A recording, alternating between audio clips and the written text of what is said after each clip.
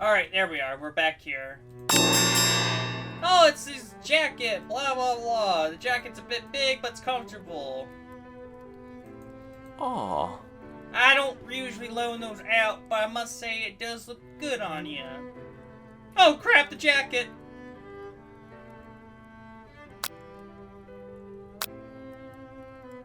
Yeah, tell him you're cold. Oh, I'm sorry. I'm sorry, I didn't mean to intrude. I just got a little cold and thought this might warm me up. Colonel Sanders smiles and scoots up close to the fireplace. It's warm. It's warm by the fire. Why don't you come a little closer? Suddenly everything feels like it's moving too fast. Final exams are tomorrow. You should be thinking about what you're going to cook. I should get home studying. Overwhelmed, you take off the jacket and run for the door. But thoughts of leaving Colonel in the midst of such an emotional breakthrough gives you a pause. You stop yourself. Colonel? Yes, Corey? I honestly think this might be the beginning of something wonderful. I think you're right. We should take things slow. You talk late into the night and you drift off to slumber. Oh, dream sequence. Thanks. Oh, Z. You wake up beautiful morning in Colonel Sanders' hideaway. Did you make the right decision on how to respond to Colonel Sanders? Only time will truly tell. Today is the day that could change the rest of your life. Your thoughts are interrupted by when Colonel Sanders emerges from the room. He's holding a glamorous plated breakfast. Your mouth waters in the sight of it. Here is a simple breakfast. I whipped it up. Oh God, I could go for that, but I'll get the shits. You taste Colonel Sanders' food, and it takes you on a journey. When you return, he is waiting to ask you an important question.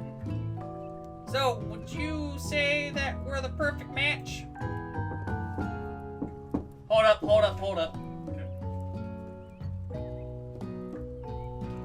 Sorry about that, I got interrupted.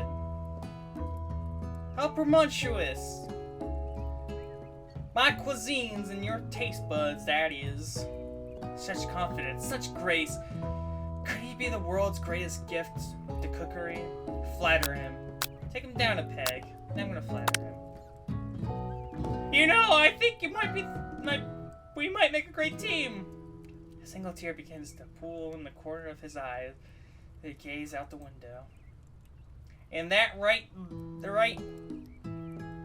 with the right business partner, I know I can't fail. Business partners? Could he be talking to you? It's all happening so quickly. Overcome with emotions and confused by your body, you're on the verge of tears. I'm going to speak. The only answers you can find is to out the door and get home. There's still one more day of school. After all, University of Cooking School Academy of Learning awaits for no one. You get home, find something very surprising. Your best friend is there, waiting for you. Where have you been? Because I had one heck of a night. I've been desperate to talk to you about it, but I can't find you. I got worried that something bad had happened to you. It's okay, but now that it's turned out you're fine, I can finally get up to speed on the saga of Mary Sure, but you will not believe what happened to me after school yesterday. I went on a date! I think I can believe that. Since I've been partnered with Clank, he asked me out! Of course I told him, you better keep your dials turned to the polite and respectful. I'm not that kind of girl.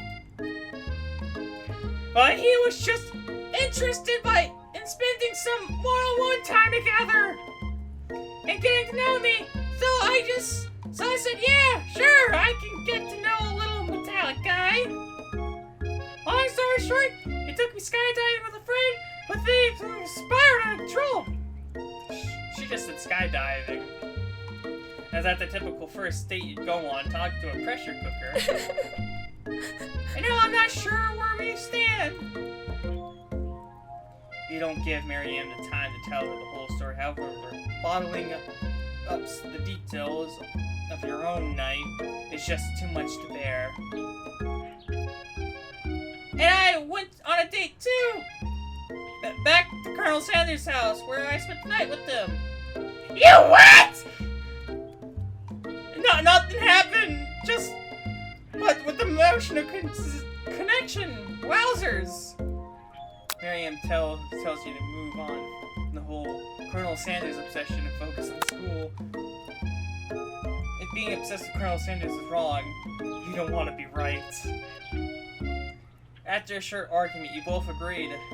Going, oh no! When you arrive at school, you encounter your rivals in the quad. You can tell from a distance they're picking on Pup, though he himself might not be quite grasp that fact. Because, you know, he's Pop. What's a swirly? It sounds delicious. No, it's great. I don't know how to do. I forgot his voice. I literally stopped for 5 minutes to talk to my brother, and I forgot all their voices. Oh, it's great. I'll order you up one right away. I'll have my swirly with sprinkles, please. Sprinkles is my dog. Is a dog and a treat.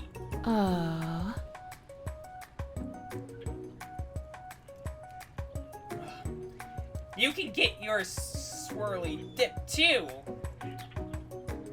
Why don't you pick on someone your own size? Kinda make. Those are some thick fucking thighs. I just noticed her. Because I'm literally the biggest person at the school. There is that horse that Colonel Sanders rides to school, but who would dare to pick on such a gentle and beautiful creature? Ugh. You got some nerve, Corey, suggesting I pick on a defenseless horse. Now you're twisting my words and I won't have it. You clench your fists, but the injury from yesterday's mixer accident makes you wince in pain. Doesn't look like you can go on cooking like that. Might as well just give up. I'll never give up, ever! Colonel Sanders arrived just as it appears things are close to boiling up. A natural, insensitive person, he. Insensitive, where did I get that word from? A naturally intensive person, you sense that something's going on. Is everyone excited for the final day of school? Corey, how's that hand feeling? I'm sure you'll be back and fighting for him by this afternoon. Aren't you concerned about my hand, Colonel? Yesterday I almost broke a nail winning so hard. Technically, I don't believe a winner was decided, but your presentation was quite impressive. Why is he complimenting her? But what about the flavor of the delicate, warm, gooey chocolate sauce? Oh, God. It was clear that you're passionate about how your food is received. That's a lot of words to say. It was bland. Excuse me, Corey. I'm more capable enough to speak for myself. Maybe you could tell me more of your thoughts as we walk into class, Colonel. I'm always interested in discussing the fine art of fine food. I'll see you inside, Corey. Annoyed by Colonel's current inability to see Ashley for who you know she really is, you walk across the quad to get some distance. In the attempt to distract yourself, you feel about the interaction with Ashley. You take out the spell book you recovered yesterday and start flipping through the pages. Whoa! That's that book! That looks bad news! It's something I found lying around. It would appear it's some sort of memory But I really don't believe in that magic stuff. Grimoire? I like book of spells! I don't know! Like a book of spells? I can't read. Who would spend so much time decorating a magic book if it weren't really powerful? I think it's one of those surefire ways to find out. You open up the page covered with the arcane writing. Cast only in case of extreme emergencies. It says around the edges of the page. I can use this. No, I can use this spell here that says it'll erase anyone who chose. I choose from all memory. If I scrub out Colonel Sanders, it would probably help me focus better on my upcoming final exam. That's way too drastic! Couldn't you do something like anything else? Not rooted in dark magic, maybe tie a string around your finger. Okay, fine, it is drastic, but desperate times call for desperate measures. You got your memory erasing spell sitting in front of you, and pretty good excuse to try to find out. Don't do it, after all. You take your friend's advice and put the book away. It's almost time for class. Sprinkles is already in the room waiting for the students to arrive. He clears his voice on a quick announcement. I want you all to know I feel something of a dog moment coming on, but I assure you, it's nothing to be afraid of. His cute little nose scrunches up and he begins to breathe quickly. Dogs can rather be unpredictable, especially Sparkles.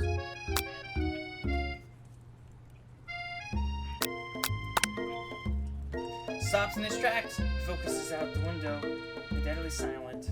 When he follows his gaze, a tiny orange squirrel perched up a tree outside. Crinkle turns furrow and runs out the window out of the classroom. He begins barking uncontrollably. Oh my god.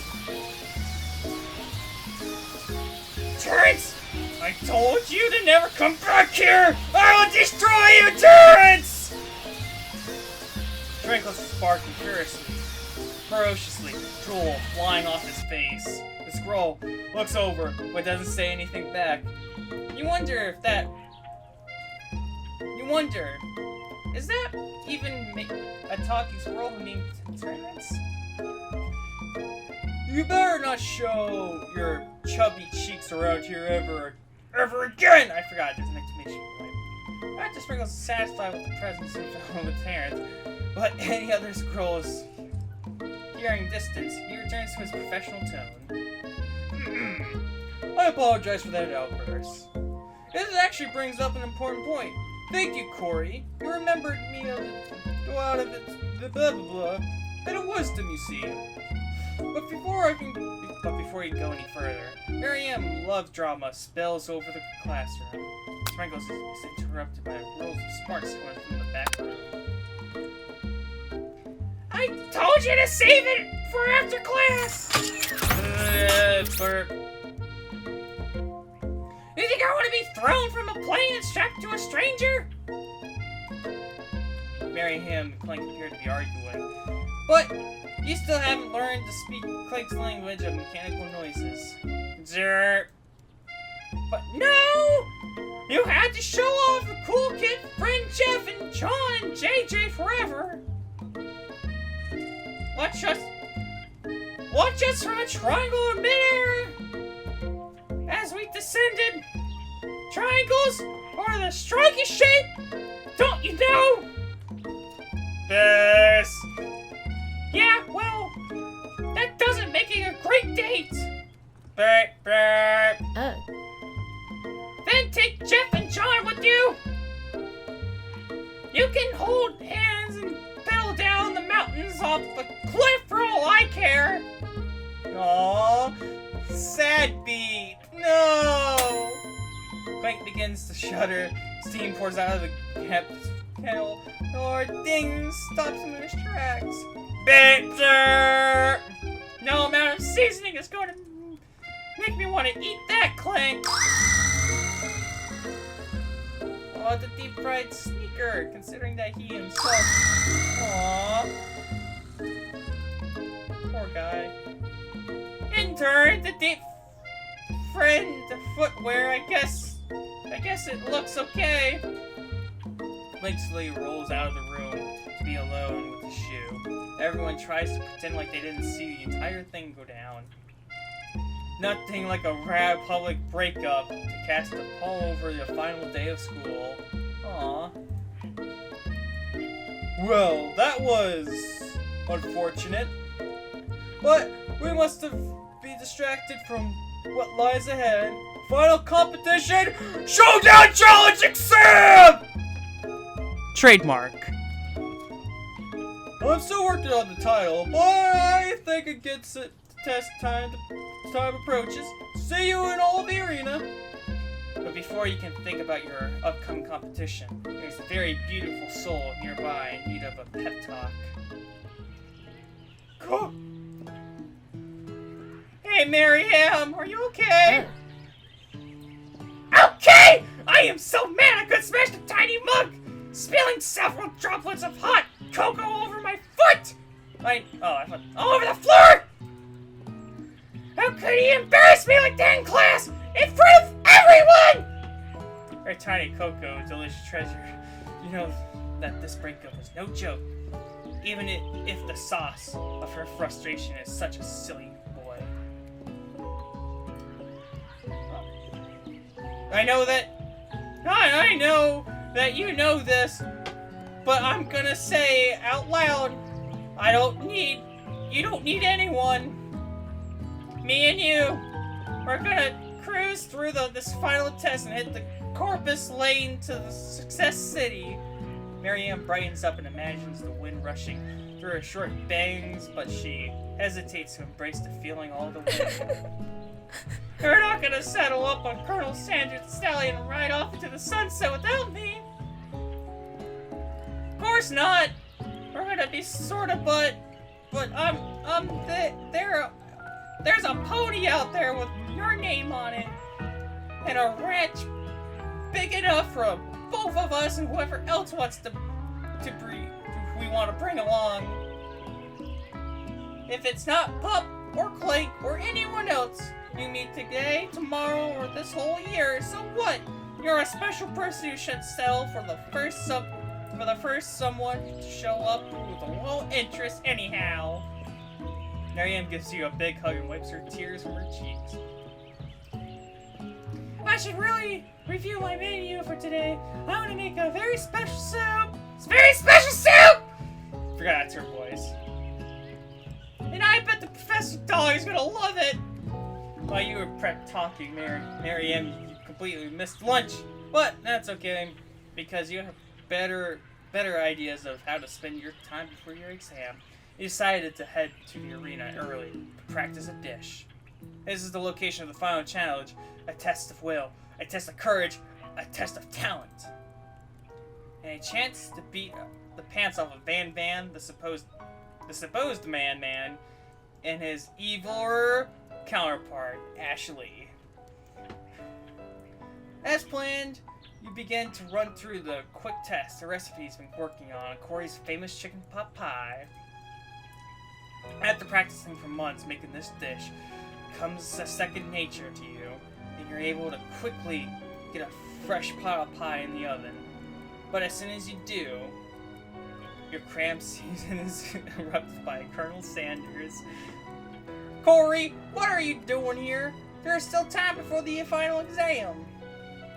Oh, I was just taking it all in. A big visualization of success. I'm looking at my station of picturing victory. A pot pie has begun to bake, and the smell is slowly filling up the space around you. Visualizing, huh?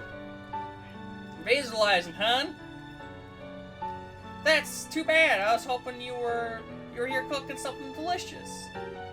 You're usually happy to share your food with anyone who is hungry, but the last time you let Colonel Sanders get in your head, it cost you a cook-off. You decided that it's time to put your cooking above your romantic desire, but the decision gets hard. Stick to win.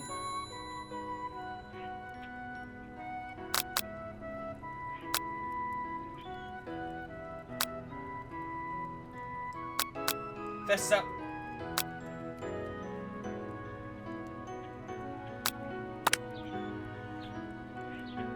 Okay, you got me. I'm doing a bit more than visualizing. I know, my nose can smell a pot pie from 400 yards. There's not a specific distance, but you'd expect nothing less from such an oddly specific man. You know, it was a pot pie, just from the smell. Not just a pot pie, but a chicken pot pie with all buttery crust. And my nose is telling me something else. Oh no, it's burning! Ha ha ha ha! No, I can smell that it was just made a helping of... Yeah. I can smell that it was made with the help